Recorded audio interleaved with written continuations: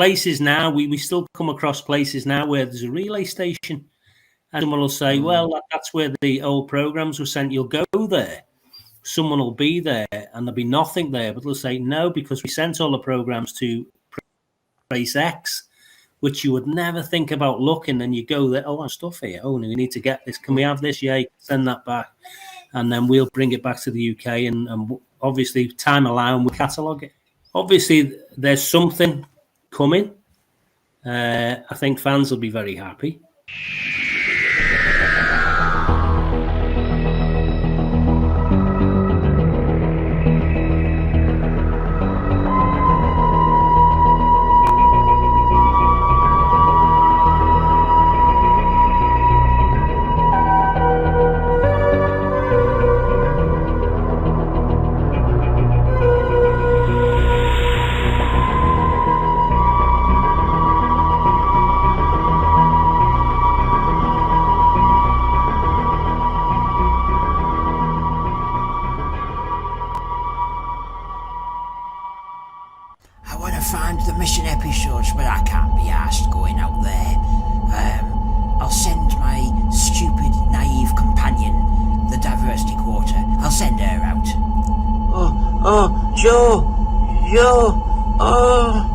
Doctor, what's wrong? I want the mission episodes back to make me feel complete.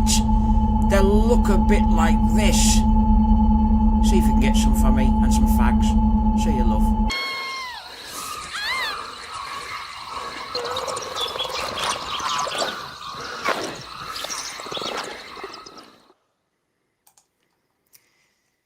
We haven't got Sean tonight, but we do have this. If everyone remembers the show, yeah, look at that. Yeah, bless him. Sean's unavailable. No, actually, look, the ruin. Good to see you, everybody. Oh, it's going to be lively tonight. Yes, I know there's a lot to say. As you know, fresh from the recent announcements from Film is Fabulous about mooted, missing Doctor Who episode finds, I had a great chat, a week or so back with Philip Morris.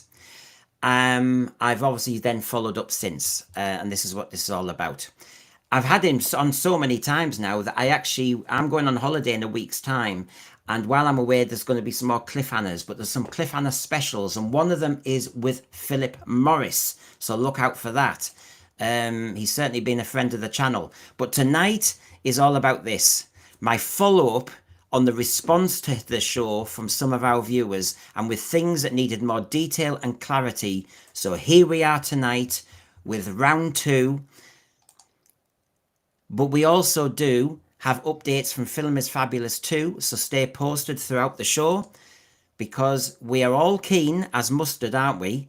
And here's a taste of some of the questions. I did ask him, I got him back and I said, are you still looking for Doctor Who episodes internationally? What's going on there? So he gives me the answer to that one, for example. I asked him, how did you get access? Because one of our followers said, how did you get access to these TV stations abroad? So he answers that. I also ask him relevant stuff about, Film is Fabulous. As he said, though, and this is where we all have to still learn how to behave, he said, the worst thing collectors say is, you're not a Doctor Who fan, are you? We always get asked about Doctor Who and the doors just shut. We have to be careful. Film collectors are wary of us, okay? But just to remind you, this is what we're talking about tonight within everything. These collectors are cautious, says Film is Fabulous. They don't want to say how they acquired certain things. So we've just got to be careful. So let's get my panel on. We've got plenty to talk about. I've got the segments with Philip Morris to talk about, the new interview with him. And so let's get them on. Let's go all the way to Texas. Christian, good to see you. Good to see you. Howdy. Lots to talk about and interact with this time, yeah? That's right. And, of course, he was on last night. Steve, good to see you again. Hello. Hello, everyone. And we've got Jeremy, because every time I'm talking about this, Jeremy's in the thread and he's saying, what about this technicality? And I don't know what he's talking about. So I've got him. Hello. Yeah. Hi. Sorry, I was just looking at my master set. Oh, well, I've got... Have you got it? You got it? Yeah. You got it? I like my pillars, everybody. There's my pillar. Does it open? Does it have a back door, an open door, front No, door? but it's unfortunately got one of them. It's like, well, I don't dear. know. Don't ask me. I don't know what that's about. It's not a solid column. No. So there you go. And it's only Sunday night. It is. And we're here because we love Doctor Who. We want news. We want updates. We want to know what's going on. And I'm trying to do it in a very courteous way with Film is Fabulous. Obviously, I'm in touch with Philip Morris, and obviously he came back on for me. So basically, we're able to just enjoy ourselves and talk and talk and talk. Now, first then, lads, is everybody wants to see about Philip Morris. And of course, I was advertising there what he was talking about. So, are you ready? Shall I give you the first installment and the thread? Yes, and please. we will interact. So here we go. This is Philip Morris, part 1, with the 2 questions I showed you. Here we go.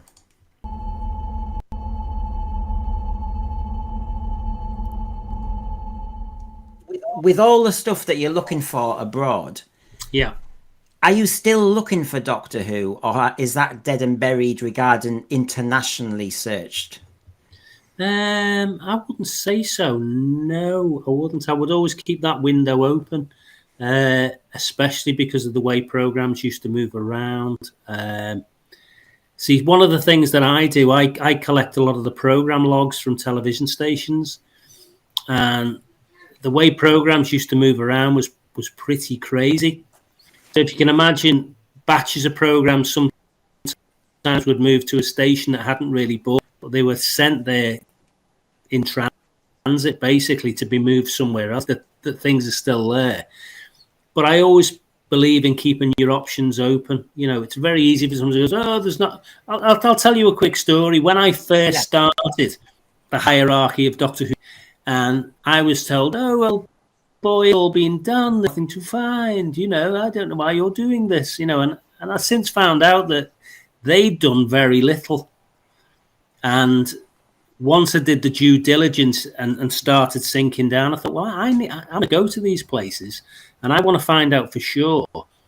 So you go to the main places which I had the documentation for, but the picture beyond that, without going into too much detail, for the moment, the movement of programs is starts to become a little bit haphazard.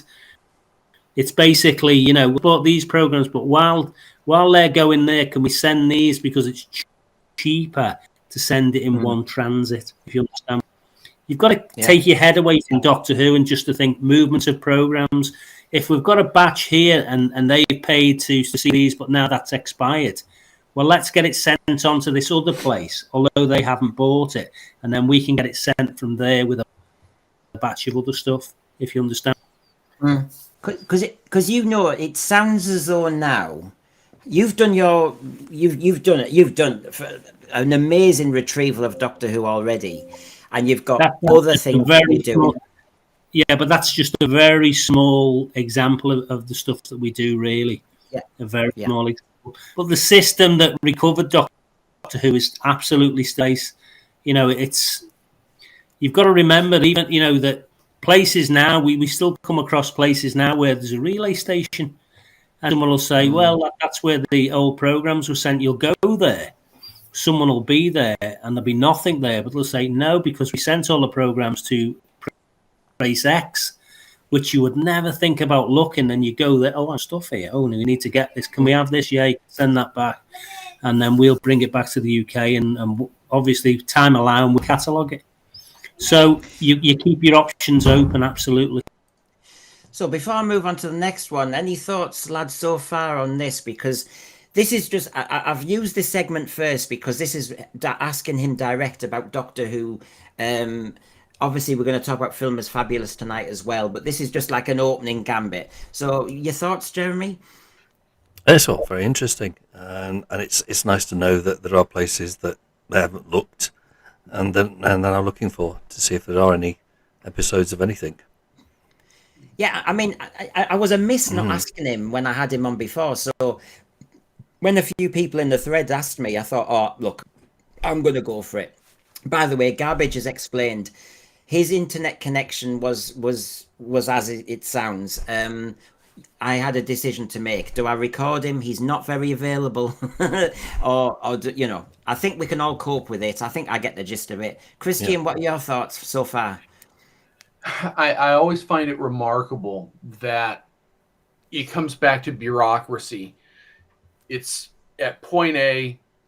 Is it still at point A? No, it was transferred to point B, but no one documented it. So now we've got to identify it and then find a mechanism of confirmation and then transport. Anytime you deal with that, it actually enhances the mystery because it tells me that there may actually be more out there that fell between the cracks. But it gives me hope that we'll find more. And he did say that. I mean, he can't say he's got a hot lead, and neither will he. He said, remember on the other day, he said, I've learned all my lessons, Steve. He said, don't tell the right hand what the left hand is doing. He learnt that. Web of Fear, part 3, was taken from under his nose, and he had his clutches on it, but somebody got wind of it and snatched it.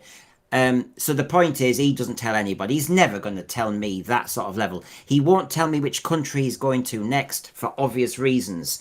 So as George Rainey says, wonder what countries are left for him to search. He said that you know, he's got a list. He knows what he's looking for and where.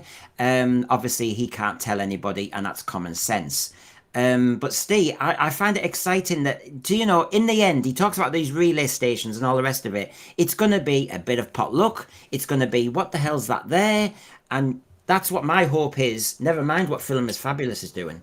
I have major respect for him to say, you know, someone had said, no, we've looked everywhere, and he went, no, I'll have a look myself. And to, like I said, like haphazard in the recording of it all, is to sift through all of the information and narrow it down, and that's just something that you know, it really struck me, is that he's just looked through everything and gone, I'm going to just weave my way through everything, even though the information isn't there.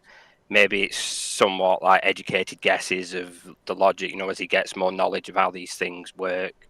But just to sit there and sift through as much information and then go to those places, it's just like, hats off. And this is when some people said the other day, they were saying, you're sitting on episodes, you're sitting on this. He said, you want to see my storage facility and all the rest of it. Anyway, I don't want to, I'm not about teasing people. I've got loads of questions I ask Philip Morris, and a lot of them are relevant to Film is Fabulous and the recent situation. But I obviously just want to clarify these things. So this one was asked by the thread. Go on, sorry, Jeremy. But you would have thought that the BBC over the years would have done a detailed search themselves. But the thing about Philip Morris is he's not just looking for episodes of Doctor Who. He's looking for just episodes in general or films in general that might be missing. The thing is, Jeremy, remember what he said at the beginning of that video segment? He said, you know, the BBC, you know, oh, it's all been looked for, everything's over, and then he finds stuff. Yeah. They have been complacent. They have not done their due diligence. They have made assumptions without checking, whereas his job is to check. And so basically, yeah, I still think there's hope there. I'll play this one because we're going to have plenty to unravel tonight, including the update from Film is Fabulous. Here we go.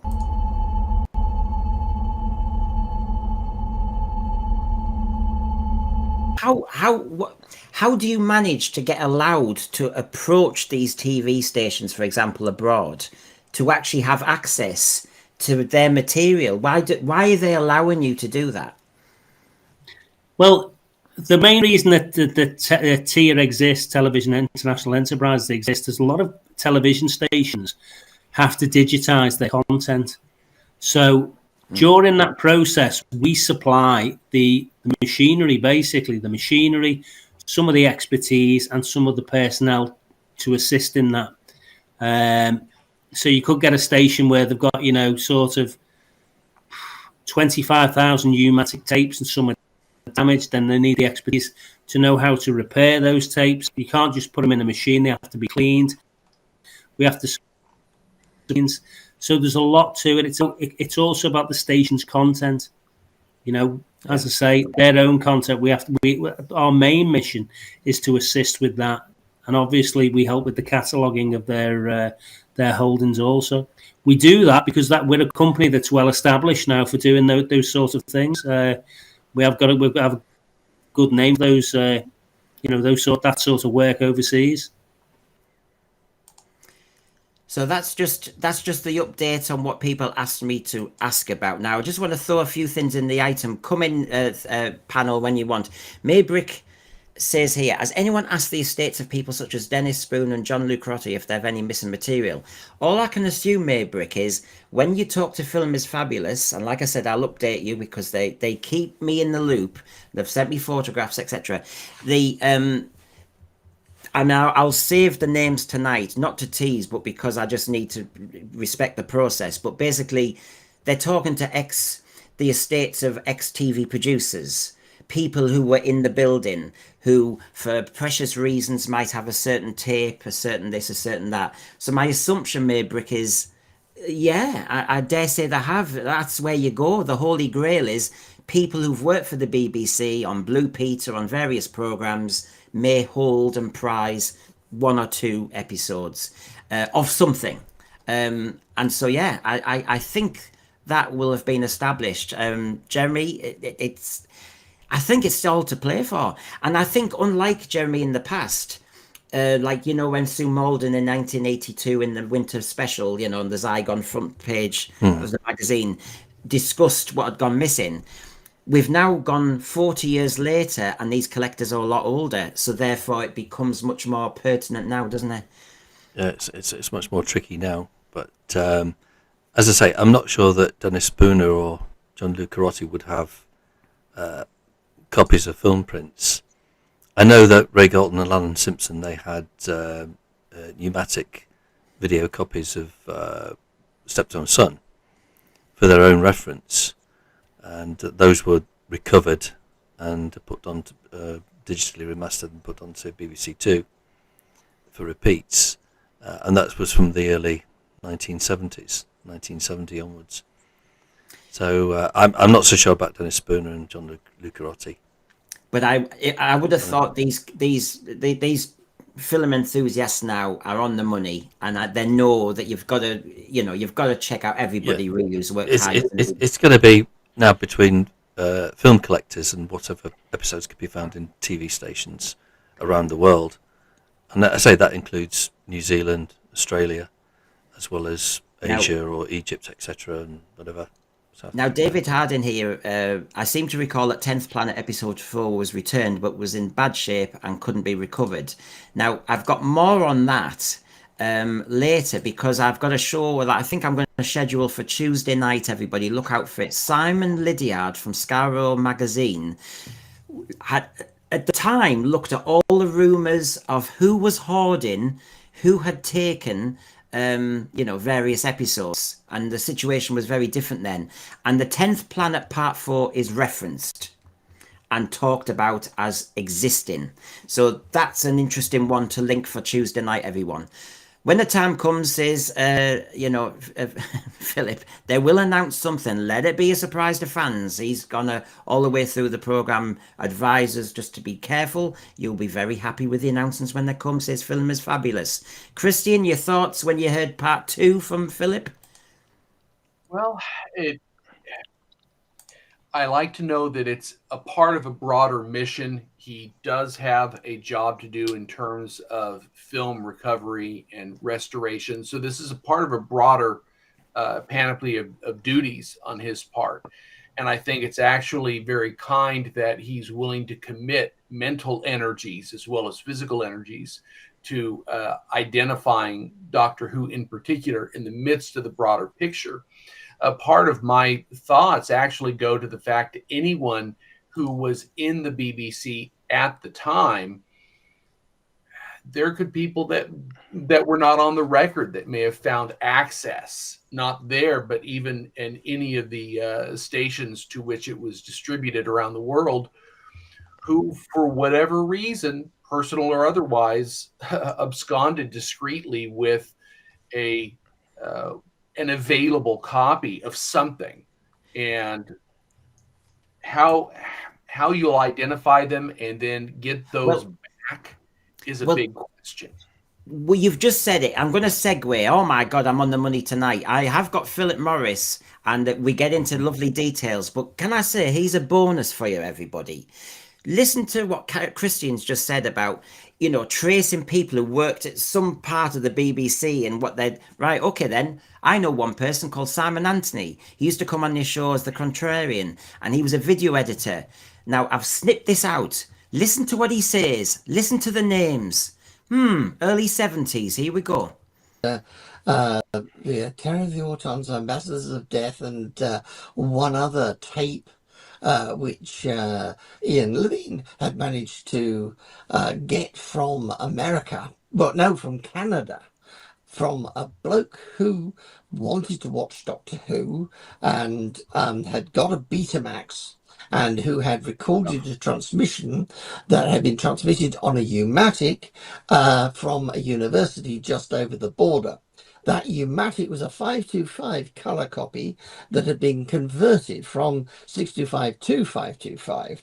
Now, clever old BBC wiped the 625 masters in the device known as the Fishfire, and we had, though, got film recordings, black and white versions that had been used for selling Doctor Who to countries that didn't have any colour television equipment.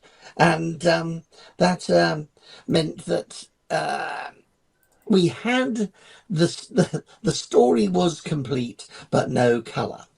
So me and my friend Keith Hunter, who got the tapes from Ian Levine, thought, how about we try and stick the colour back on the black and white by basically getting a vision mixer, because we didn't have any digital systems. They hadn't been invented, really. And we had a bloke, I can't remember how, but a bloke called Peter Lydiard White, who had worked on the Hartnell story, the Toy Master, and he was delighted. He thought it marvelous, fantastic, glorious. He saw it and then he went away, and we thought, oh, things are going to happen. They did. He had a heart attack, which I'm glad to say he recovered from. And the process of getting those tapes was one which could have got us sacked. Quite easily could have done. And people had done. A bloke called Jan Vincent Rudsky, I think, was. So they were doing stuff that could have got them sacked. He's just, I think he'd acknowledge he was lower down the list. How far do you go? He wasn't a TV producer. He was just a video editor. And they were taking Doctor Who tapes home. Where do you start? I remember the Buffalo TV copy of the 525 line transmission of what was it? Ambassadors of Death, the colour one. So there were a few of the old 525 line colour ones where they just overlaid the colour onto the black and white 16mm prints. So there you go. Very clever. It's interesting, isn't it? Yeah, the colour before the time. But I just remembered when he did that interview with me, he talked about they should have been sacked, and I thought, oh, hold on. This is why, Christian, what you said reminded me of that, and I thought, can you imagine being a film collector and you are trying to cover every avenue, and basically anybody of a middle rank in the BBC could have been, I think it's tricky. I mean, Steve, I think this opens up a whole can of worms. I could be like the I could be the hitman for the BBC. I think you're going to have to, anybody who's been an employee. Why not?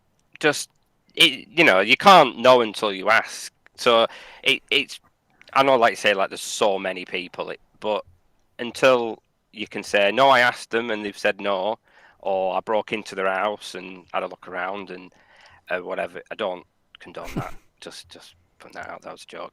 But I get it in the terms of so many people, but just to verify, just so you can say, or whoever's looking, I looked at this person. I asked these group of people who would have been at, around the studios at the time, and they've said no. So it's good just to at least but where do you start? Alphabetically, to start at A's and work your way down. I don't know. Well, here we go. I mean, this is where we all understand where we are. You know, this was from the Missing Episodes podcast, and this was the one I did heavy duty the other day. Now, remember, I've got new updates, not just these, but we have to keep going back to this information.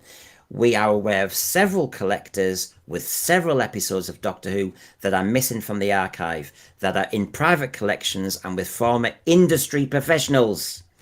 Yeah, this is the issue. I'm hearing names of TV producers, etc., on different programs. Okay, so that's what's in play. We did the linguistic exercise the other day, what several means. So we were getting excited about that. So I'm just laying that there, and just to remind you before I give you new material. Since 2023, Film is Fabulous have been aware of a large collection of films, thousands of films that have become vulnerable. That collection contains some very important material, including a missing episode of Doctor Who. That's additional to what he said there, right? So that's the situation.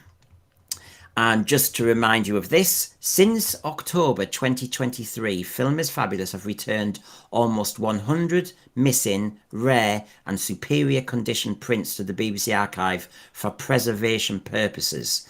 And just to kind of get you all salivating a little bit more, there we go. There's John Franklin, the one we have to leave alone, who's running Film is Fabulous charity.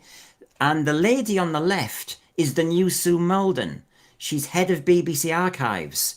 And if you see the photograph, this is very, very recent. Returning Softly, Softly. Now, Softly, Softly, for our American friend there, is a police series. And well-loved. And so... It was called Softly, Softly Task Force, yeah. Yeah. As it was known as, yeah. So basically, returns are happening, yeah? And... you know, we love Doctor Who, but if they're doing this with other loved series from the 60s, it just gives you that kind of flutter. Yeah. And so we look after John Franklin, we leave him alone. They're doing loads and loads of work, but there's more. There's more. Sorry, do we know what year that episode was from at all? No, I mean, I no, he hasn't announced that, no. Just curiosity. What Film is Fabulous is doing is not just about Doctor Who, reminds Philip Morris. I've got him back on video, don't worry, but I'm just showing you little bits. Now, here's Captain Pugwash has been returned. Now, there have been missing episodes of Captain Pugwash. You see, this is just massive. So, there's an example, everybody. Softly, Softly, Captain Pugwash. And there are 2 reels of them. And then, of course... I mean, that's Captain Pugwash for those who don't know. I mean, that was my staple, I have to say.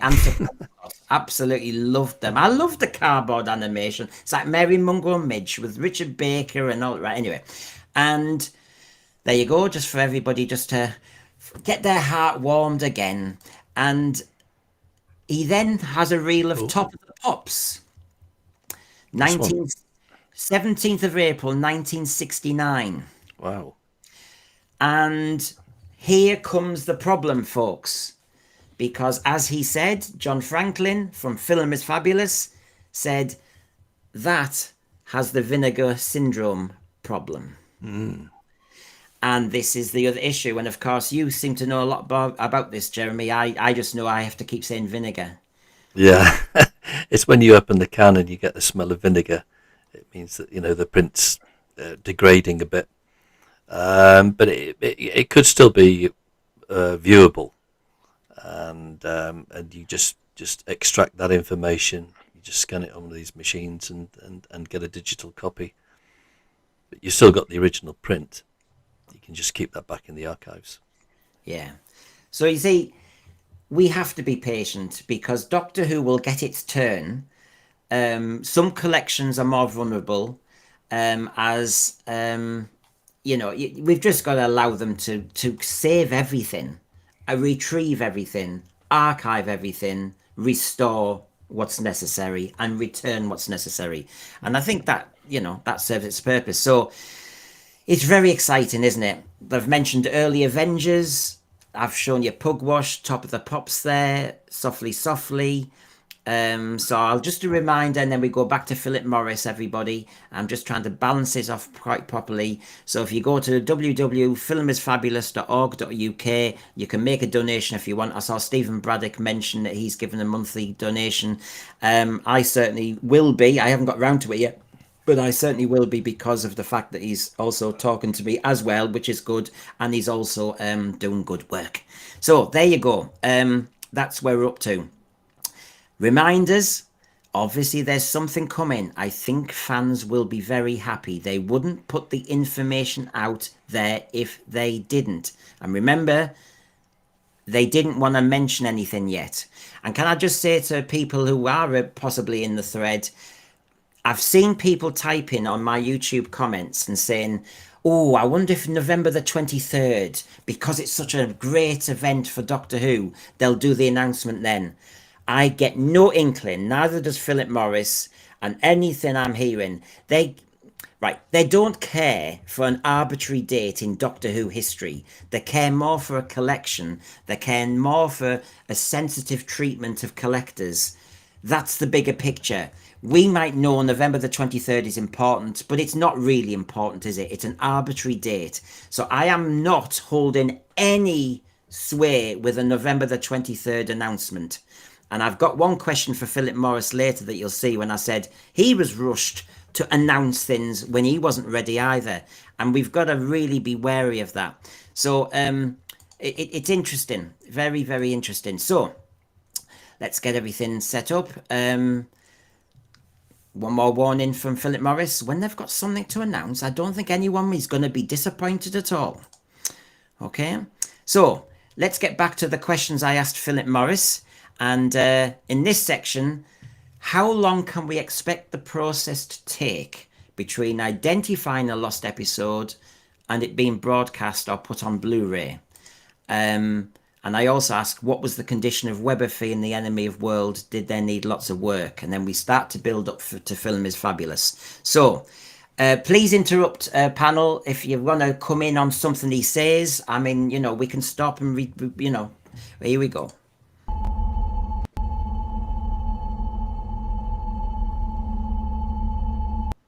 Right, knowing that when you found and retrieved Webberfee and Enemy of the World is a damn good example. Knowing the frenzy and the hype that's going on now, Film is Fabulous, bless them. We're giving them time. But, as we await an announcement, right. Yeah. To give everybody a reality check as a Doctor Who fan. Yeah. If Film is Fabulous have identified an episode over there, between identifying it and it getting on Blu-ray or broadcast, how long is that process? And what the hell, because everybody's expecting suddenly it's going to happen, and I don't think it is it, Philip? It's there's a long process, even if it is a Doctor Who episode. Yeah. Well, the first thing to say is I don't speak for Film is Fabulous. The people at Film is Fabulous are friends of mine. They are my friends. Just allow them to have the due diligence. Obviously, there's something coming. I think fans will be very happy. They wouldn't have put the information out there if they didn't. Yeah. However, I was talking to John today, and I know full well how this works. The cataloguing that they've got to do with all the programs. This is not what they're doing is not about Doctor Who. It's one tiny part. They're building a good relationship with film collectors. We've got a good relationship with film collectors we've had for over 15, 20 years. They know, I know, if I ever spoke about it, our relationship would be at an end. So it's you have to be really. Yeah. You really do. So please, I would say to everybody, please be patient with Film is Fabulous. They're doing a fantastic job. They're building their way up at the moment, and let them breathe. When they've got something to announce, I don't think anyone will be disappointed at all. Christian? To say, being patient. That was the first thought that came to my mind even before he said anything. We've managed to survive decades without seeing these stories in their original forms, and we're doing fine. I don't see anyone having collapsed of a heart attack and expiring. It's possible to be patient a little bit longer and wait for them to go through the process in order to protect the identity and integrity of the collectors whom they have to establish a relationship, and to give them time to document, compile, collate, and then preserve ultimately what they do discover. I'm willing to be patient because I do believe they will provide some more episodes, some more stories that we haven't seen, and frankly, anything that they come up with that we've not seen live action since the 60s, we will be happy to have available to us. And it's the promise of it. I mean, the show I've got recorded for Tuesday with Sam and Lydiard, when we talk about, you know, there were 136 episodes of Doctor Who missing. Now it's 97, and we know it's going to come down. But basically, 39 episodes have been retrieved in 42 years. So, you know, the fact that there's another possible little haul coming is brilliant news. It's stunning. It books the trend, to be quite honest. And the other sad thing was, Jeremy, though, was if I said if we had a TARDIS and went to 1972, every episode of Doctor Who existed then. I know. This is the sad thing, but I mean, the most important thing is the time factor. The time factor that not just getting it onto Blu-ray or DVD, it's the time factor that's involved in actually contacting the collectors and finding out what they've got, or doing an audit and getting anything back. Because, as I say, a lot of these collectors now are getting older. 80s and 90s, yeah. Yeah, exactly. So the time factor is, you know, quite important on that particular issue. But I mean, as I say, if they recover a number of episodes of Doctor Who, I can wait a couple of years or so for them to get onto Blu-ray or onto the iPlayer. Yeah, and that's the next important question: is what do they do if they have, say, episode 2 of The Massacre turn up, or episode 3 of Mythmakers? Do they put it straight onto iPlayer, undigitally remastered, or do they wait and digitally remaster it and put it onto a Blu-ray? Or there's all of those questions as well. Yeah, and we are in last place. You know, because I know as soon as I say Blu-ray or iPlayer, it's the last thing. Yeah, but I mean, an episode of Softly. The question is, are they going to digitally remaster that and put it onto BBC 4 for transmission, or are they just going to put it back into the archive and then show it whenever they want to at a future date? Yeah, it's for them, isn't it? This is the trouble. It's for the BBC to do next. I'll get this question done, and I know Steve will come in after that, but basically I'll just get this one done because then we get closer to the Film is Fabulous stuff. So here we go. What was the condition Web of Fear and Enemy of the World were in? Did they need a hell of a cleanup? No. Funnily enough, episode 1 that came from my batch of films was a superior copy to the one that the BBC held. It was a much better copy because this was from a second batch of second transfer the BBC had done. I think the one the BBC had wasn't as good as transfer. Sometimes what they tend to do, they'll from the videotape, or if it existed at the time, or from the negatives, they'll make a new set of prints. They're moving around the world, so people are showing them at different times. So existing films are getting quite a bit of wear on. Philip obviously knows what this feels like at the moment for Film is Fabulous crew because he's been through it. And I think it's important that we here as Doctor Who fans listen. There's a personal effect on people. John sounds, as you know, he's a friend of yours. He sounds a lovely man, but you know they're doing so much. We've just got to leave them alone. That was my end gambit on that one, but the big ones are coming in a moment. So, Steve, any thoughts before I just move on, just from what you've heard so far? I think they're doing a decent job of managing people's expectations. Like, I'm a wrestling fan, so when it heads to a wrestling event, like the major ones, there's months of people speculating, oh, I hope this person comes back, this match goes this way. And when it doesn't happen, people sort of get really disappointed. Oh, it's rubbish that, because that thing that I thought would happen didn't happen. So I'm just, I'm just wondering, how they're going to announce it before, because in this day and age, you've got to outrun social media in a sense, because there are people online will be saying, oh, it must be this episode, it must be that. So they've got to sort of manage it and to say, don't get your hopes up for anything specific. Just know that it is coming and we do have it. Yeah. So I mentioned it as a comment recently. You don't want them to then get some backlash for not finding what you wanted. But yeah, we gratitude is something. They are film enthusiasts first and foremost. Thank God somebody's doing stuff like this. It's a charity after all. Come on. And Doctor Who is just a lovely byproduct if they find some. We've got to know where our pecking order is, to be honest. And John Franklin's quite clear on that. They are film enthusiasts. And as somebody said in the thread, they've found an Oliver Hardy silent movie. That's important. That might be the earliest footage of Oliver Hardy. That's epic. They're very excited by that.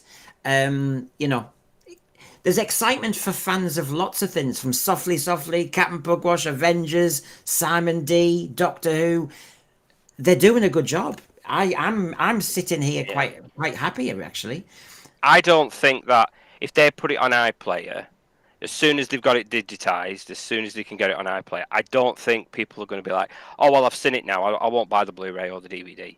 It's not like they're giving money away. They're losing money by showing it to people early. I know I'd watch it as soon as it came. I got it when these two were released. I got them on, it was iTunes, I think, wasn't it? When these got released digitally originally. On DVD, didn't they? Yeah. But the first, I think it was that the first they were. So I got them on iTunes when they first released them, and then I got the DVD when it came out. So I don't think releasing them on online or showing them on BBC will damage the Lippin's. Sorry, I'll just get because the thread are on fire and I'm trying to be. Okay. Lippin's Kia now. I hope I've got that right. I've seen what you've said, that you've been in touch with John. There was a small video of Paul Vanazes restoring these prints on YouTube. Very interesting and shows how thorough the process is. There's also little help items on the Film is Fabulous site. They tell you, oh my God, I asked John Franklin the other day about cataloguing because I'm ignorant, What are you actually doing? Oh my God, you want to go and see the list? If we all get this idea that they're just checking off, because I do ask him the question about titles, why don't they just tell us the titles now? We've got some impatient fans. I ask that question, don't you worry. So if you just wait around, what were you going to say, Jeremy? No, I was just going to say that they rushed out Enemy of the World onto DVD. I didn't buy it first time round because I thought, I bet they re-release it with some extras in. And yes, and of course they did re-release it after that. And they also improved a bit more on the digitally remastering side of it. They called it special editions. Special editions, yeah. Re-released some of them again with more extras. The same as the original, but more extras. And I think they did that with that one as well, because I've probably got both of them up there on my shelf. Yeah. I got an inclination that we're going to do that, so that's why I held back. So, my next segment is obviously about what the Film is Fabulous are doing. He's obviously talked to Film is Fabulous. As he said, he's a friend of theirs. And obviously, he's been through the mill a decade ago, so he can give advice if they want it. Obviously, it's great to see people in the thread, and we're going to take you through. You've got plenty more from Philip Morris. We've also got a brand new Crazy Cliffhangers. And because we're talking about really the 60s, fancy a bit of the War Machines? Here we go. Stand by for test on arm action. Testing. Stand by for sight test. Commence testing. Sight to be improved. 30 yards maximum. Movement test. Commence testing.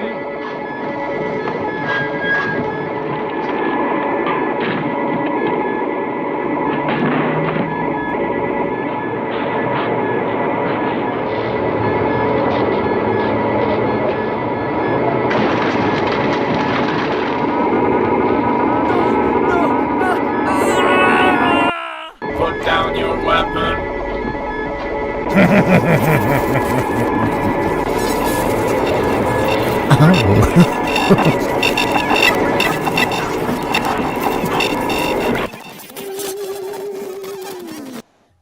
Now, Garbage Who does that for me? I don't think he has an answer either. Why did Ben turn into a trans? I really don't know what happened there. But you know, AI, the beauty of AI. The War Machines were very good at smashing up cardboard boxes. Nothing else. And my joke was missed out at the bottom, which is, of course, it was in trouble for breaking the ULEZ in London. But there you go. Right. I missed it. I'll have to move it. Have you offered advice to the Film is Fabulous team? I asked. And I also asked, they can't just announce titles of Doctor Who missing episodes to placate the fans' impatience, can they? Please explain. So we're going to get to the nuts and bolts of it. You lot, you know who you are, who are just saying, yes, I'm happy to be patient, but can they tell me the titles, please? Right, okay, let's get some answers on this one. Roll tape, Philip.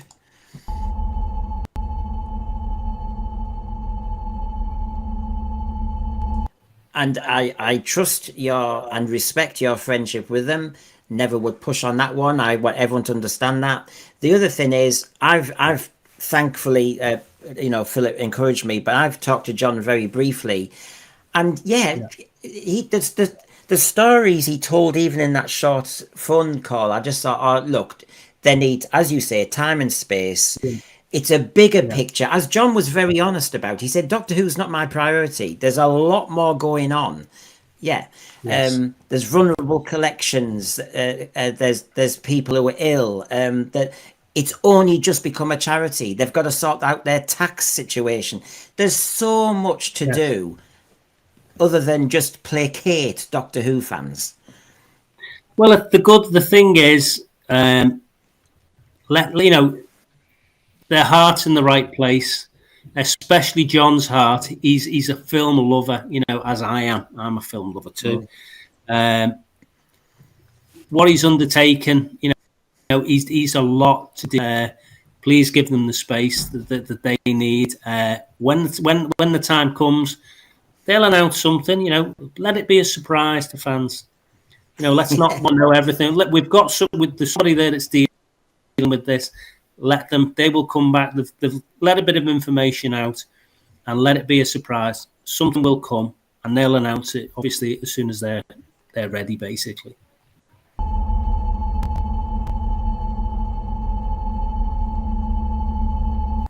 See, one of the questions I got, and I listened to John, Sue, and Justin on the podcast with the Doctor Who Missing Episodes podcast.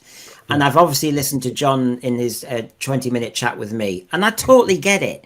And obviously, you just talked to me a few days earlier, and of course, you said this, and you said, give them time, just stop this. A lot of people continue then to say, but why can't they just tell us what they've got? But that's not the point, is it, Philip? You can't just... You have to remember that this is... if Fabulous found any programme, first of all, to identify, they have to deal with the estate of, obviously, a collector, or they're dealing with a collector. They've identified something. They've got a whole processes to go through to be saying, they can say something about it, and else as well going on that we all don't know about. You have to give them space. You have to remember that, what they're doing is a monumental exercise. It really, really is a monumental exercise. 90% of films, you'll find that, they're not really missing programs. They're just some kind of, I don't know, feature film or something like that a collector's had. So they've got to go through a lot of time and effort to go through this. And some Doctor Who fans will just go, well, we just care about Doctor Who. But I've been down this road before. I've worked with film collectors, and the worst thing they'll say is, Doctor Who fan, are you? We always get asked about Doctor Who, and the door's just the right thing's going on. You will hear something. Give these guys, they're doing incredible work. Give them some space, and I don't think anyone's going to. Just chopped off there. What you thinking, Christian, so far? I mean, he's talked to them. As he said, the cataloguing, and I was just putting Lipskin up again because obviously I know John has said the same thing to me, Lipin. The hundreds of hours this is taking. He told me, Christian, for example, John, who was going where this weekend with certain ex-TV producers' collections and that. And he's delegating people in different places. One collector has just died, and he's got somebody sensitively dealing with the widow. He's got his team fully multitasking, and that's just to talk to the people. It's massive. Well, it's going to take time, and I think that's what a lot of casual fans that are not deeply engaged in the nuance that has to be at play to locate, establish relationships, and then start the process itself. It's time intensive. The man hours are significant. And again, it comes back to a need to be patient and respect the effort that they are applying as a charity to make this a reality. We're lucky that we're going to get what we're going to get under these conditions. Yeah. Stay on, Jeremy. I was just thinking about the process it will go through, to get it restored or get it digitized.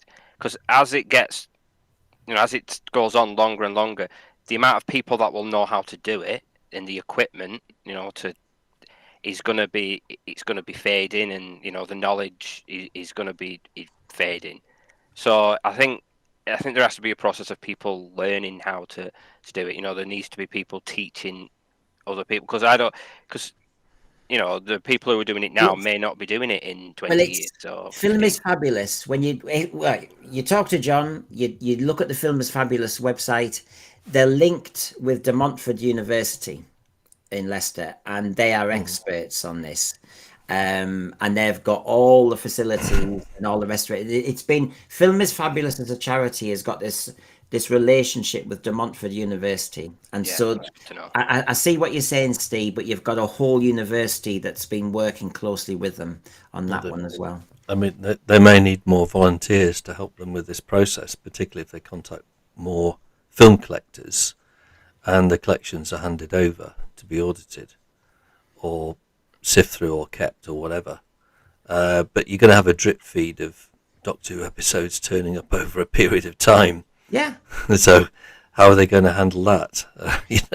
And I have to say, do you know how I might handle it? If they, let's just speculate for a second. If they said Space Pirates Part 3 has been found, I don't think they're going to do it like this. I think they want to do what Philip Morris said he wished had happened in the first place with his, which is, can we just get our ducks in a row and do the big announcement when we're all ready, rather than rush it out for a stupid anniversary date or something else that's nothing to do with protection of collections. And he'll go into detail about that. So, but if you said it was going to be dribs and drabs by some funny reason, Jeremy, I'd go and read that book again. Do you know what I mean? I'd wait. I mean, if you get contact with one collector who's got one Doctor Who episode, and you get in contact with another one months later who's got 2 episodes of Doctor Who, do you wait until you've got lots of them together and then release that information, or do you release it as soon as you've got one particular episode? It does sound like I go back to that slide, several collectors, several episodes, and so it looks as though they were waiting to get to a certain point. And like I said, when you hear Philip Morris talk about what happened to him, you can tell he's talking to them, and I can imagine they are trying to say, Yeah, this happened to me. So what you want to do is do it differently and manage the information stream better than dribs Yeah. and drabs. But for Film is Fabulous as a charity, which it is a registered charity now, they would be better saying, oh yes, we've now got this episode of Top of the Pops, we've now got this episode of Softly Softly, and one episode of Doctor Who. So that's going to encourage a lot more interest. Well, they've and got advertise more and bring more into the charity. Those photographs he sent me, I'm not saying I've got some amazingly privileged access in that way. He sent them to me, but I think you can see them on one of their websites. They've got an online social media coordinator, a PR person. So the photographs are out there. It's just he shot. I also think the BBC needs to do an audit of its own archive material, so we know actually, what people out there will actually know what is missing and what actually is in the archive. I would have that's thought going to be a big job. Hasn't Sue Malden kind of already done that when she? Yeah, but I mean, is there anything online so people know what material is missing and what is actually in the archive, or just list all the material of radio programs, TV programs, so we've got the public know? Yeah, we've got George Rainey keeping on feedback. Yeah, I think the feedback came from Philip Morris talking to me, saying the feedback seems to be historicals returned rather than Daleks and Cybermen. He just said maybe historicals, didn't he? I'm going to be fair to him. I was cheeky and slightly nudging him along, and he was trying to protect his friends because, let's face it, they're doing the hard yards, and he respects that. Thank you, Farsight. Oh, I know. You've changed a lovely quotation. There are TV stations out there where the Doctor sleeps and we can dream. And that's why somebody criticised us doing this. And I thought, hey, I'm enjoying this. Not in a forget views and all that crap. I'm enjoying the excitement. As Peter Venkman said in the thread, we've had 2 series of something. And I'm actually so distracted by this. If I'm guilty of over enthusiasm and passion, well, sorry, I am excited. Yeah, is that allowed? Brendan, In 2025, bring it on. After the 2 years, Brendan, that you have had to subject yourself to from Disney Who, this is a revelation in joy. Just considering the potential of getting back some classic stories, and we can focus on something that has a positive connotation, not a negative one, that everyone can appreciate. And Steve, you are guaranteed, whatever it is, more minutes of Patrick Troughton or William Hartnell. And on top of that, it could be Vicky, it could be Zoe. There's a few different versions. More than we've got now. I mean, wow. I've been toying with the question, thinking to myself, and I'd pose it to everyone else. Would you say if they said we've got 10th Planet episode 4, but then it turns out that it's, they've just seen a film canister, they've read the name on it, they've told everybody, so we are all getting excited, and then they turn around and say, oh, actually, sorry, it was something different, it was mislabeled, or it's that degraded, it's fallen apart, and we can't give it out to anyone, no one can see it, and then you've got this. Would you want to know what they've got potentially, or so then the speculation and the hope can run away with itself, and according to the rumor, it ends up that everything's returned, and then you realize, sorry, we've lost it, or it's destroyed. So they wait till they've got it digital ready to. I think, Stephen, this is why they have to ignore us Doctor Who fans. We can have our little chats. I'm hoping I'm lancing the boil with some of these programs and we don't have to pester them. But hey, they should ignore us completely and not be bothered about dates, that I can't sleep tonight because I want to know a certain title. Bog off. Learn patience. I tell you what, in 2025, society needs to learn patience. Everybody wants everything now. But there are going to be fans out there. If Space Pirates episode 6 turns up, there are going to be fans out there who will say, "I want to see it now." I know, but change the nappy and put them in a cot later. I mean, honestly, Something else I was going to say. It's good that they've got. He's advocating for Film is Fabulous, because you know, he's done it all before. He's retrieved episodes. So to have someone who has a resume, a CV of finding things, to be, you know, it's not officially, but he's like a representative. You know, he's speaking not, you know, officially on their behalf, but, you know, someone who's been through the process, for him to say, this is where they're up to, this is what they've got, and, you know, he's respected in this field of recovery of, you know, film. So to have him come out and talk about it, obviously he's not speaking directly for them, which, you know, he's towing that line between talking from experience and also, you know, not speaking directly. This is what they're doing. This is what. And I've got to be fair to him. He's doing me favors all the time. Is Philip Morris? Like I said, he's done a Cliffhanger show for me as well. He is not saying, "Oh, I must talk about this. I want my voice heard." I'm asking him. I asked him after my first encounter. I said, "I've got questions," and he said, "Bring me back on." So I mean, he's doing me favors, and I'm therefore hopefully helping answer some people's questions. Lex Kane, thank you very much. Would love to full story Jamie's first story, The Highlanders. Plus, I got this wheel on 4K Ultra HD Blu-ray Silverado with very young Kevin Costner. A really great Western. It's all out there. It's all to play for. And as you know, it's not only just to play for. I also am respectful and say thank you in various ways. Here we go.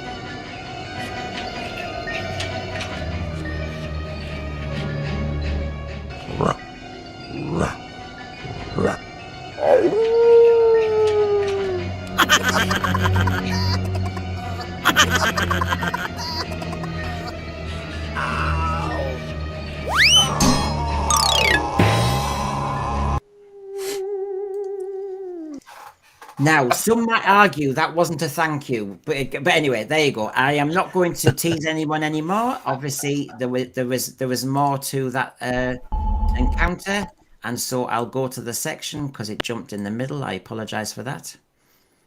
Did I get to there? I'm just trying to remember. There's a bit of not, you know, Doctor Who fan. We always get asked about Doctor Who, and the doors just close. The right thing's going on. You will hear something. Give these guys, they're doing incredible work. Give them some space, and I don't think anyone's going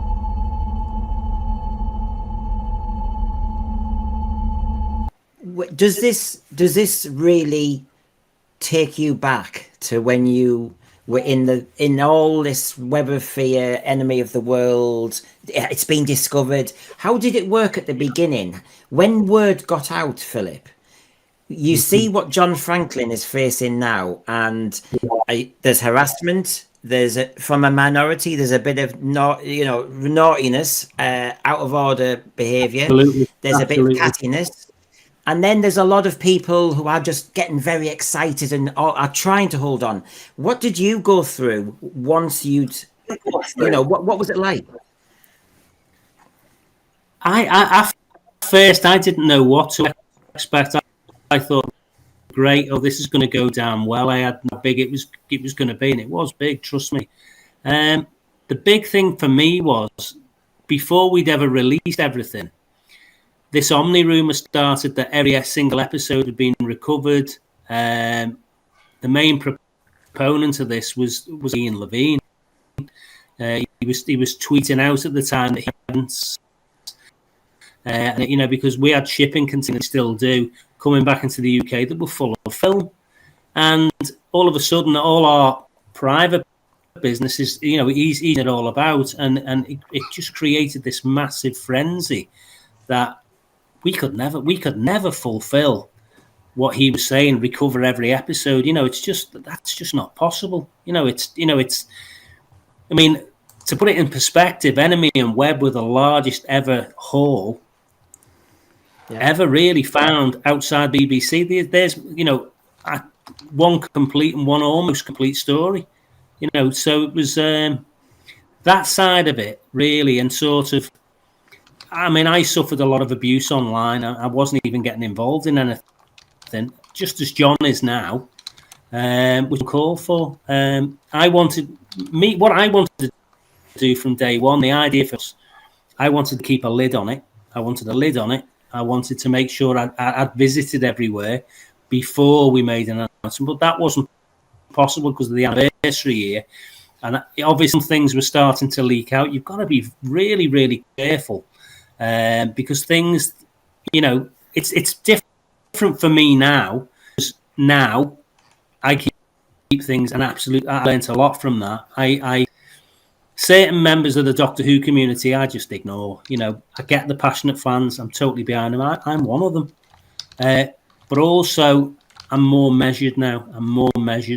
I'm careful who I speak to. I'm careful what information I put out there.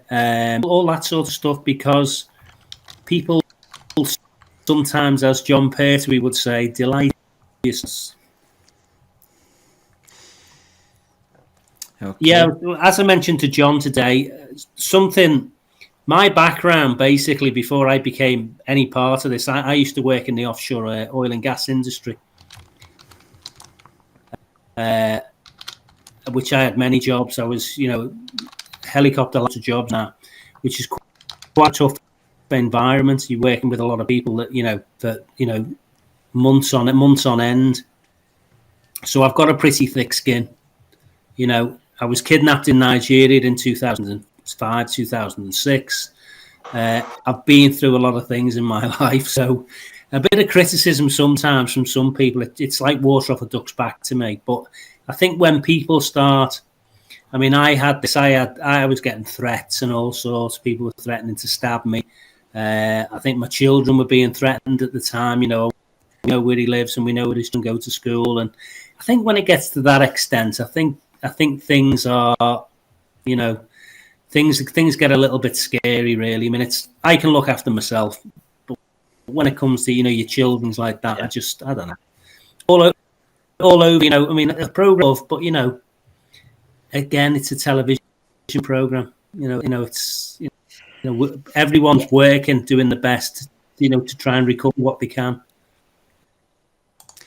So, Christian, I mean, I think this is important that we say this and we show that, because, and there's more from Philip Morris, by the way, but it is important to know that we can't have the Film is Fabulous crew facing anything that he was comparing it to. It would be a disgrace. People need to be adults. People need to behave. People need to learn to be patient. And people need to learn to be respectful. If you really want to go and find some Doctor Who episodes, where's your money? Where's your efforts? I think people need to trust these people and have to trust that in time it'll happen. But to harass them, stalk them, threaten your kids, threaten you with violence, I'm sad to say we do have a minority. It's in everything. But by God, we have to push back on it, Christian.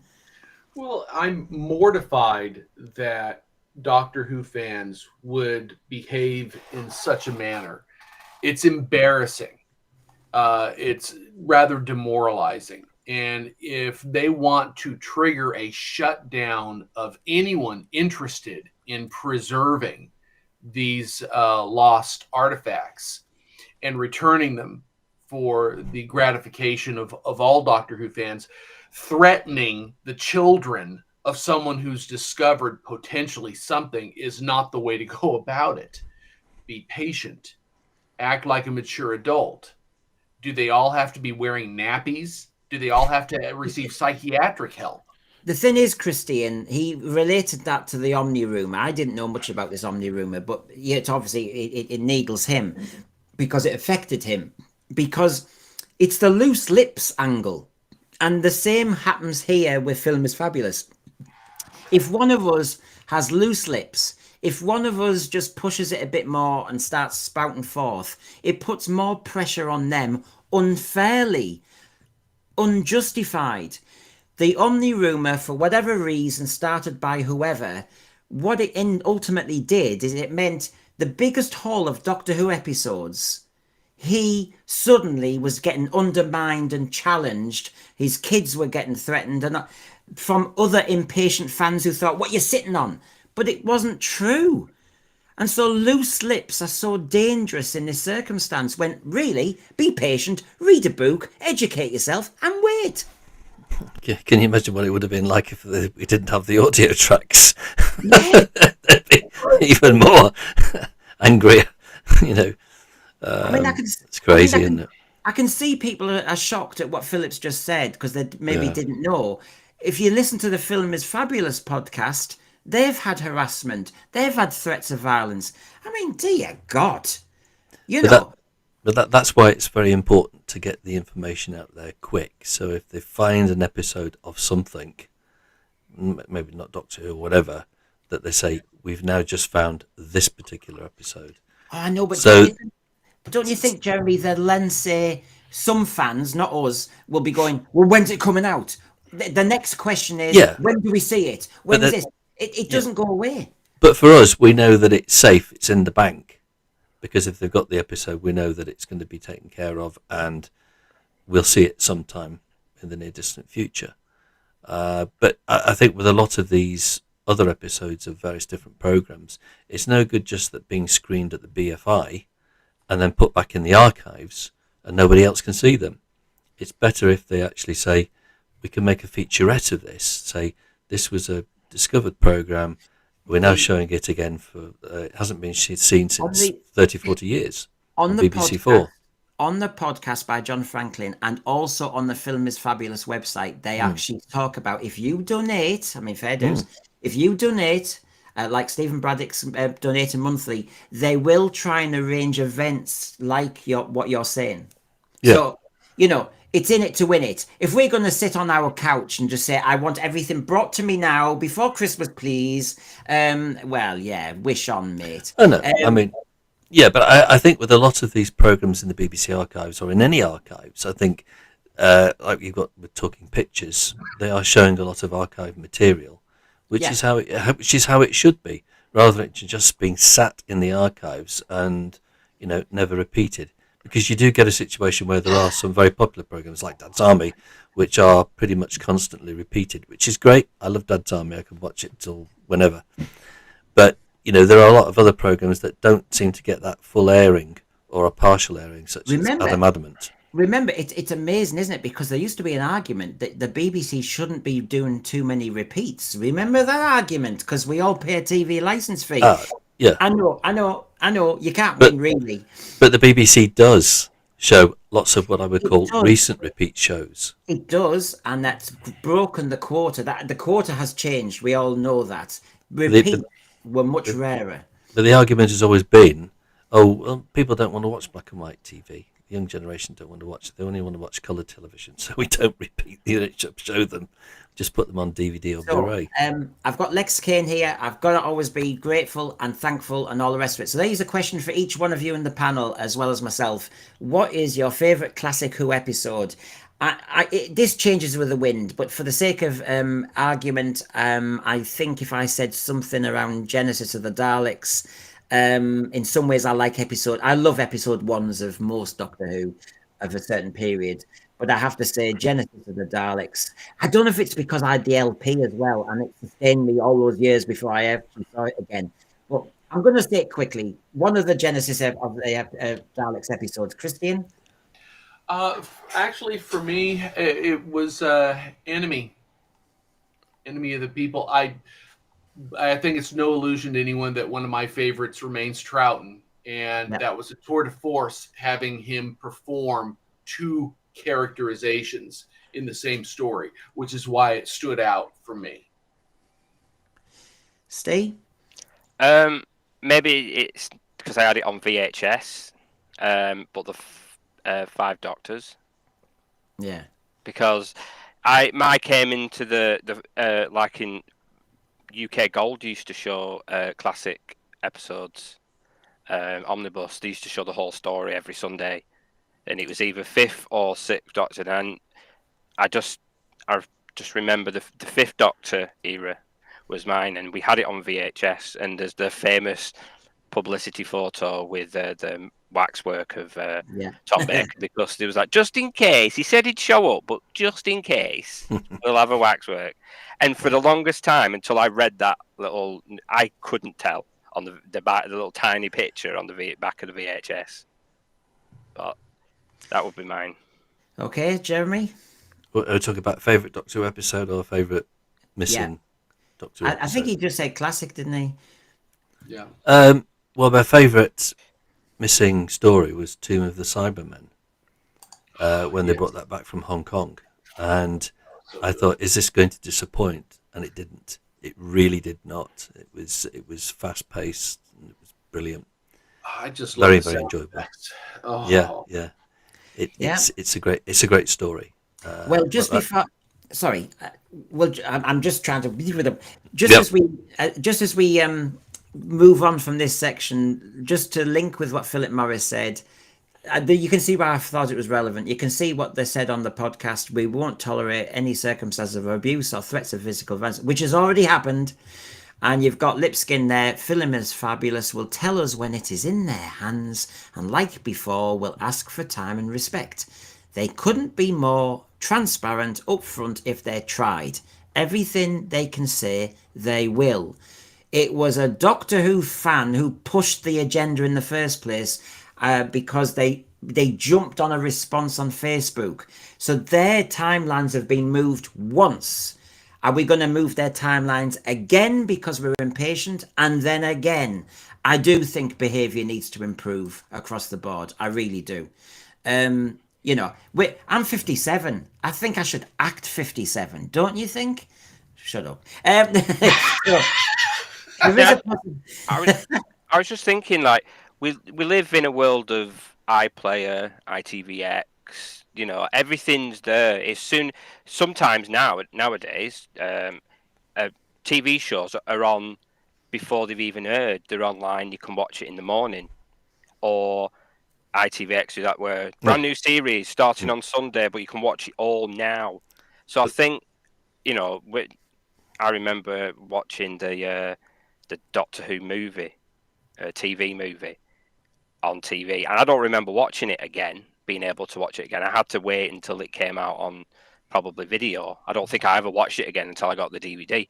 So I think people being impatient, that's just a sign of where we are now. And I'll finish off with another Philip Morris segment later. And Lipinskin, can you just Gmail me, please? I want to chat with you if you don't mind. But also, would they want to disclose titles, what has been found yet, after what happened with Web of Fear Part 3? Exactly. Philip Morris is gutted. He had the 6 episodes of Web of Fear, and he'd done the hard work, and he'd invested his own bloody money, and he'd found it. Yeah. Loose lips meant that went walkies and went into some collector who I know he said, Brendan, no, most collectors are very, decent people. But in this case, it must have been bloody spite. There had to be. I mean, come on. Don't announce the titles until it's all signed and sealed and safe. Oh, yes. Once it's in the bank, so to speak, then just release the titles that they found. Because it won't affect the next film collector that they contact, because they might not have any commercial films, just they may be like public information films that they've collected over the years or something like that, or training films. So, it's only us Doctor Who fans, I suppose. There is good news coming around the corner. Why do we want Christmas Day today? Can we just have Christmas Day on the usual day? Yeah. Just wait. An announcement will happen and it'll be great. I think it would be very, very nice if they do find one episode and they release the title of what they've got on the 23rd of November, because I think that would. Oh, Jeremy, you're going to get a yellow card. You are doing that. I'm just being mischievous. I know. What we need, I know this is it. Go on, Chris. What we need is we need all of the found episodes colorized in one long thing on BBC 4 on the day, with new music, new CGI, new interlinking everything. Just do it. Just do it like this. You know, nothing's sacred now. So now you're being mischievous. That's what I was going to say that. I thought I better not say it. I think if they promised that, they probably would have turned over the entire kit and caboodle to RTD to transform as he saw fit to fit his vision. But that aside, I was looking at a comment from Dalek Lives Matter where he pointed out in the chat here that we live in a time where people want instant gratification. Right. Everyone's largely been trained to demand instantaneous gratification. And so you're going to get a lot of people out there that do not know how to behave, don't know what patience is. And people need to learn that if we push deadlines forward for our purposes, and then once that's gone and your appetite is sated, what's next? Do you know what? When you have to wait for something, you value the moment and you appreciate the moment, don't you? I mean, we didn't think Tomb of the Cybermen was going to be returned. And when it was returned, I mean, I don't know what you all did, but when I put the VHS on, I didn't want to play all 4 episodes. I wanted to go slowly. I wanted to value this because I really don't want to race through collections when they've been returned. I really now want to value every second of what they've found. I watched all 4 episodes and it was very, very good. Yeah. Bill Silver here. I accept the brilliance of Genesis of the Daleks. Well, thank God I picked it. But my favourite 70s Dalek story is Planet. And as you know, on other streams, I have said Planet. I have said Planet of the Daleks. The dark lower corridors of a Dalek city I am made up. But yeah, I know. I think we're all of a certain time. So shall we have another segment of Philip Morris? Here we go. Yes, please. Here we go.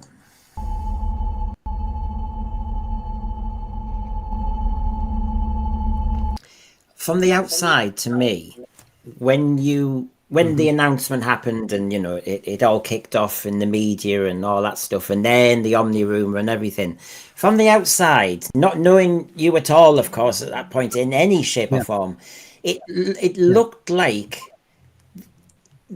it's as if a great moment in Doctor Who history, not the great picture that you do, but just in Doctor Who, it undermined what you'd done.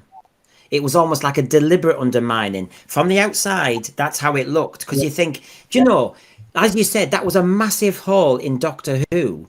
And suddenly you're starting to have to defend yourself from where's all the other ones. Absolutely. It was quite a difficult time, to be honest with you, Brendan, because what happened was, I don't know if you saw I did a little intro I did a little interview with BBC Worldwide. I was wearing a black jacket. I think Doctor Who fans are going to be very happy, you know, with this sort of stuff. I kind of filmed that and then I had to go away again. I was away again working on another project. So when these things actually were unveiled, I wasn't actually around. I wasn't involved in any of it when it came on the news. The next time I was kind of around was for the big convention in London for the anniversary. I did attend that.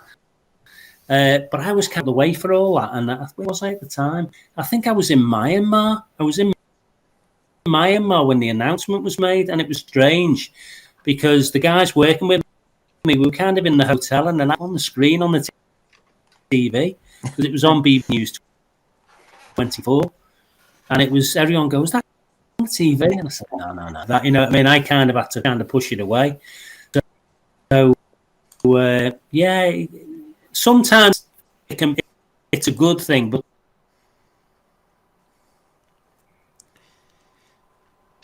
by the way, I cut it a little bit there because, you know, his connection goes so bad and it didn't make any sense. It bumped terribly. So you didn't miss anything in particular, although it looks rude. I mean, look, I know you're busy and you've got perspective and you're resilient, but when you look back, do you think, do you know what? How many people can say that they found that haul of Doctor Who episodes, and yet how come I was somehow having to defend myself from nonsense and hype and stuff that I didn't start? I always look back on things like that and think, well, I can't go back and change it. And there's a well-known saying: "General hindsight never won a war." So I always project forward. I'm always looking forward. You know, you think to yourself, well, I won't do that again. You know, I won't go down that road again. I can see because you've never been involved in that side of it. I won't do things that way. But I'm very much like that. You know, I mean, it is an insight to me. If I go to a restaurant and I have a good meal, I won't go back to that restaurant because I always think back again. It won't be as good as the meal I've just eaten for some daft reason. And I don't like to do it. I don't like to repeat myself, that creativity thing again. If I'm going to do something, I'd have to, let's say I did Doctor Who again, I'd have to do it in a different way. Be looking at it from a fan's point, take the fans by surprise. I'd have to, it's got to have some kind of a different connotation for me. But as I say, who knows what the future holds?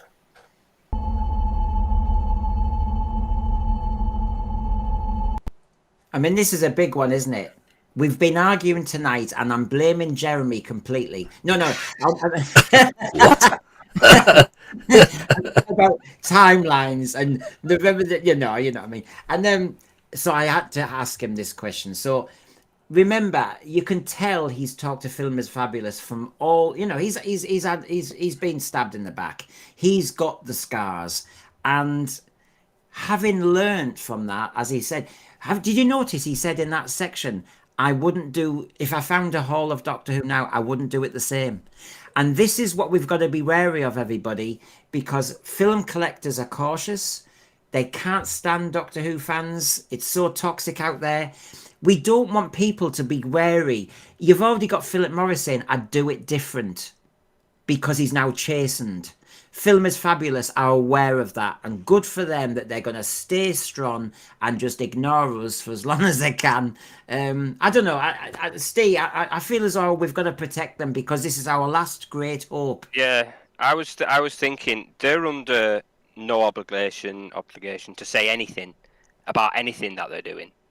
No, you know, whether it's Doctor Who, whether it's more Top of the Pops or anything, they could have just quietly gone about their business. You know, they've put out saying, you know, they're taking donations, but they never had to say it was Doctor Who. They could have just said, we're film enthusiasts, we're looking for old film from collectors, you know, if you can help us. But they've now said, or it's now been said, that they have Doctor Who.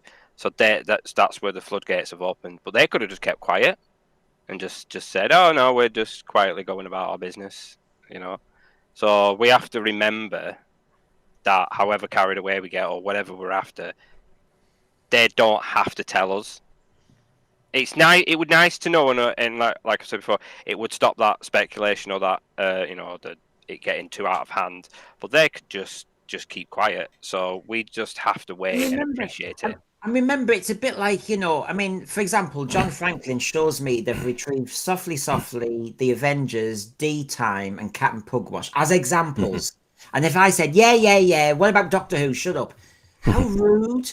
How he's finding more television history than Doctor Who.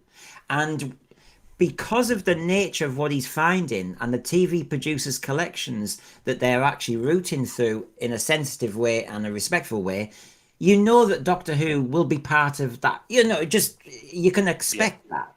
So I'm pretty happy. And I know what Jeremy's saying about it would be nice to show some other stuff as well if you found it. And I agree with that, actually. They're finding loads, but can you imagine when they're talking, they're excited that they found Oliver Hardy. They're excited that they found some other stuff. And you're going, yeah, but what about the Doctor Who titles? It's like, oh, will you just please stop it? I mean, I'm very excited that this process is now happening because it should have happened years and years ago.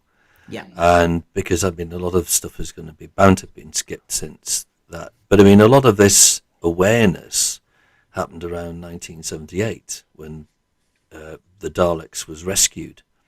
So people were thinking about, hey, wait a minute, what's in the archives? What's missing? You know, and it's brought about that question. And so it's led on to this. It's taken time, but it's led on to Film is Fabulous. Now recognizing the importance of archive television, which is the history and the heritage of this country. And not only here, but also in America, because if they're finding nitrate film prints that America doesn't have. That's great. And of course, the reason was lockdown. People were dying, collectors were dying, Well, people knew they had stuff. yeah. And that sped up the whole process because they realised it's critical. Yes. But I think the process was ongoing, but there was no conduit. And the conduit now is Film is Fabulous. But there have been other conduits, organisations quietly in the background, recovering reel-to-reel audio tapes of lost BBC programmes, radio plays. And that's been going quietly in the background. Yeah. It doesn't quite get the same sort of publicity. But And Simon Lydiard on Tuesday tells you what he returned to the BBC audio archives. Super chat here from Lex Kane. What do Doctor Who and James Bond have in common? Changing their faces, changing their gender. Ooh, not. You see, James Bond's in a better position, I think, than Doctor Who. Although they did kill off James Bond, I don't know how they managed to do that. And in the next. I assume James Bond is a Time Lord. There you go. Timothy Dalton. It's the same face. Must be the same person. It's going to regenerate. So this is an important bit about timelines, and I'm saying, like a classic teacher, I'm going to say, Jeremy, I hope you're listening. No, got my listening cans on, yes. When you said earlier that, Film is Fabulous announced that they were going to quickly tell us in a podcast what's going on because there was a reply to a Facebook. And as John says, we would have picked our time in and it's not now. And I get that. And you sound as though you're saying the same thing for your Enemy of the World and Web of Fear, that it wasn't really on the time scale you would have preferred. No, probably time. No, not at the time. See, the overall idea at the time from me and Tia, the idea that I had, I wanted to travel to everywhere they ever bought the show and make sure we had everything back and then do something. That was my initial thought. Rather than create a frenzy around something, I didn't want to do that. I wanted to get everything done. But as it turned out, by the time it come out, I'd visited half the places, and by the time it'd been out for a year, I'd visited everywhere else. But that's not what I started out to do. No, definitely not. No. But sometimes you're caught by event. You're caught by event sometime, and you've got to move with them. You've got to kind of change your approach. Things. It's I always think to myself, I can't take what I did last year. I have to build on top of that and move it in a new direction. I just find it. Do you know what? It's almost like there's echoes of the two situations, because a lot of the fans who are contacting me are going, "Oh, we know what's going on here. Film is Fabulous. They're going to do an announcement around November the 23rd." And you're saying, in a way, in your situation, that because it was it the 50th then? It was the 50th anniversary, and. Yeah, it was for the 50th anniversary. The stuff came out, which was to be honest with you, I get that. You know what I mean? It's a good time to bring something out, and you're getting the publicity, and I fully get it from a commercial side. It's it's the right time to do it, especially the 50th anniversary. And it was, let's be honest, it was a big anniversary. There was the BBC were right behind it, so that was the really positive. So Christian, it's chastening, because if they have open ears for Lemmas, I'm sure they do, and he's talking to them as a friend, and he's saying he would have preferred. He's got Web of Fear in the bank. He's got Enemy of the World. He had a few other places he wanted to get everything lined up before any announcement. Instead, it got rushed out. I would have thought, I can deduce, Christian, that's what Film is Fabulous is doing now. It feels like that would be a logical course of action. But I prefer to see things be finalized, bottled up before any noise is made, because you never know what collateral damage of jumping prematurely will do for the process of collecting as well as restoration. I understand the impulse behind targeting a date or an anniversary. But since this is just a small part of a bigger picture, we can't try and see everything through the lens of Doctor Who alone. It's not practical. And Jess, thank you, because I appreciate it's the insight from Philip, knowing what he's possibly saying to Film is Fabulous, that I think feeds the whole process. But yeah, I mean, you know, just rounding off, Steve, I mean, have you learned anything? Are you a bit more excited? Are you a bit more chastened? Where do you stand? I wouldn't say I'm any more excited, if I'm honest, but knowing the process is in safe hands, it's very reassuring that, you know, the right people are going about it in the right way. But anything that they get back, because I don't remember, I think Web and Enemy were the first time that I remember as a Doctor Who fan it coming, you know, material coming back. I was probably too young or not as into Doctor Who, because I don't actually know what was before that, what was the last thing that was returned. So I just go back to Web and Enemy and a bit of a rumor, and then it all got announced and it was great. And you know, so I'm cautiously optimistic, but I'm glad that it's in safe hands. And what I will say, Jeremy, is if we look at the maths, there were 139 episodes missing in 1980, basically, and now we're down to 97. So basically, it's almost an average of one episode a year. So the sound of several means that things are going right. So I'm happy, Jeremy. Oh yeah, I'm happy. It's always at the back of my mind that, you know, one day one episode might turn up somewhere, and that's a bonus. You know, given the history of the show and the history of the archives, etc., etc., and not just that, if there's any other episodes of anything else. Yeah.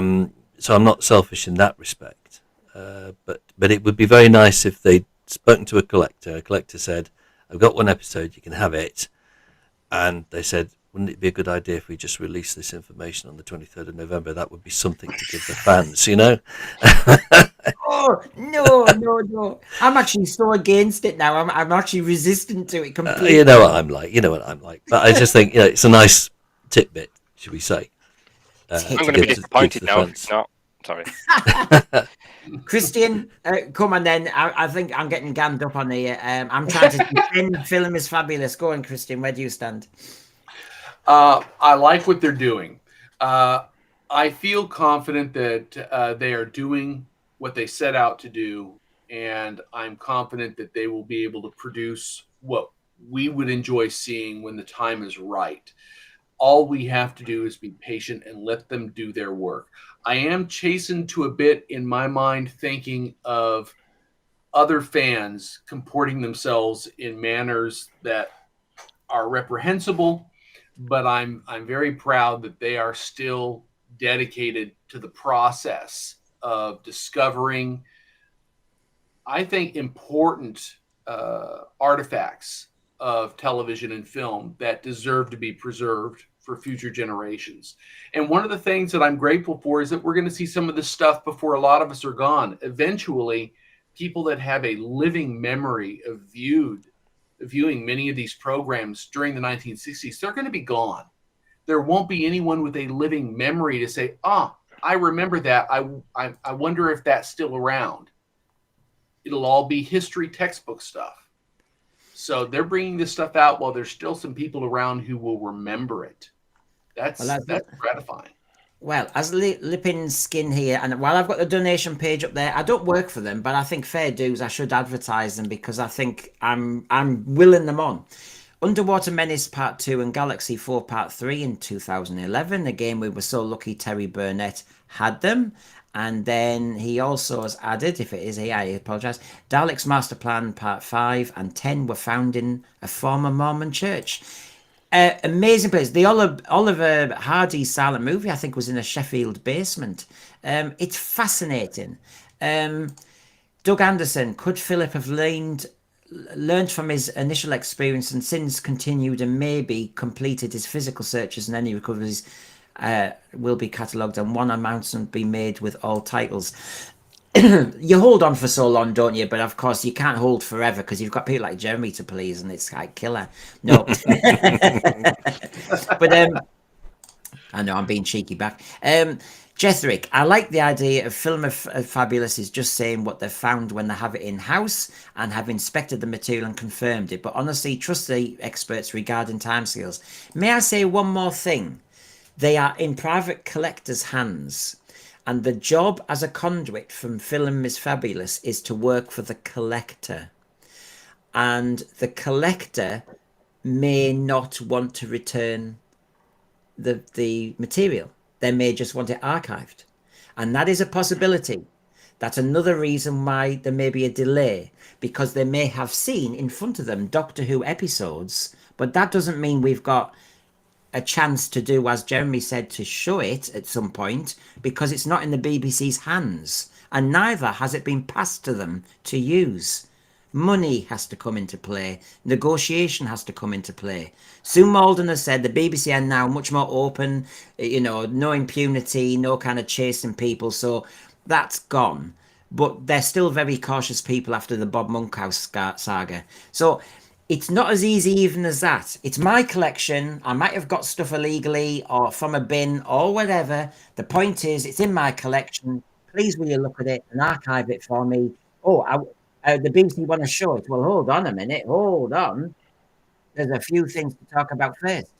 And I think that's one thing we've all got to be aware of too.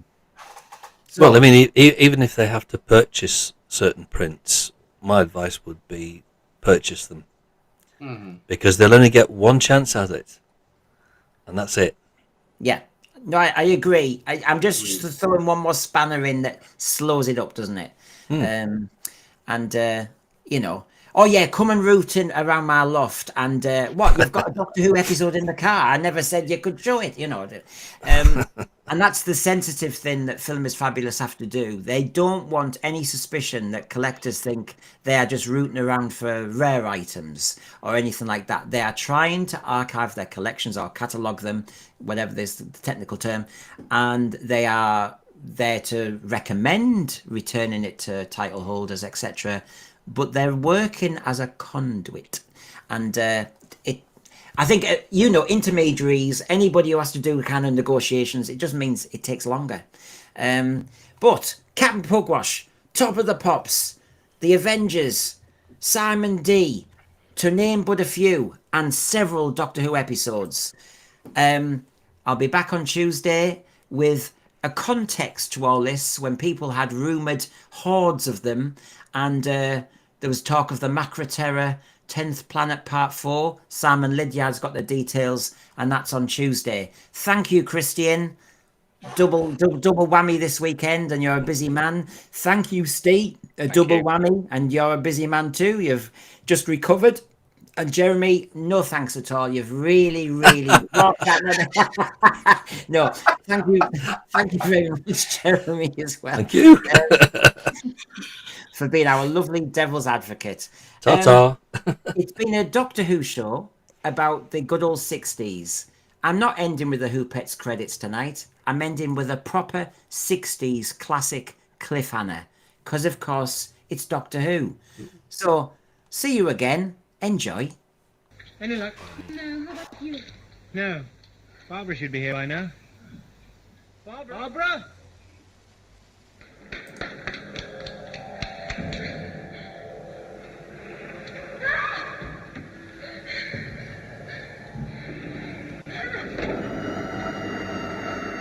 We've waited long enough for her.